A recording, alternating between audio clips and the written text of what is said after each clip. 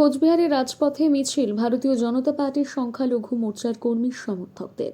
শনিবার দুপুরে কোচবিহার জেলা ভারতীয় জনতা পার্টির কার্যালয় থেকে মিছিল শুরু হয়ে শহর পরিক্রমা শেষে ফের ভারতীয় জনতা পার্টির কার্যালয়ে শেষ হয়। মিছিলে ছিলেন বিজেপির সংখ্যালঘু মোর্চার সভাপতি আলী হোসেন, বিজেপি নেতা আবু আল আজাদ সহ অন্যান্য নেতৃত্বরা।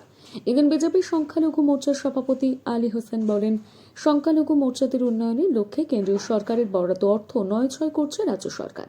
এমনকি 10,000 মাদ্রাসা তৈরি করার কথা থাকলে বাস্তবে তা হয়নি। এর প্রতিবাদে আজকের এই মিছিল।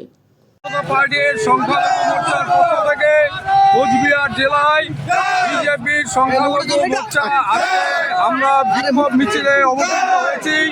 কারণ কেন্দ্রীয় সরকার যে সমস্ত সুযোগ সুবিধা সংখ্যালঘুদের জন্য বাংলায় দিয়েছে 16,000 কোটি টাকা, সেই টাকা রাজ্য সরকার তথা তৃণমূল নয়-ছয় করেছে। এর প্রতিবাদে এবং একই সঙ্গে আমাদের পশ্চিমবঙ্গে যে 10,000 মাদ্রাসা খোলার কথা ছিল তৃণমূল কংগ্রেসের পক্ষ থেকে, সেই 10,000 মাদ্রাসা হয়নি।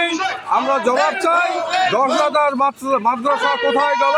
তৃণমূল কংগ্রেস জবাব দাও। একই সঙ্গে পশ্চিমবঙ্গে যে ওয়াকফ প্রপার্টি আছে, ওয়াকফ প্রপার্টির সিবিআই তদন্ত দাবি করছি আমরা।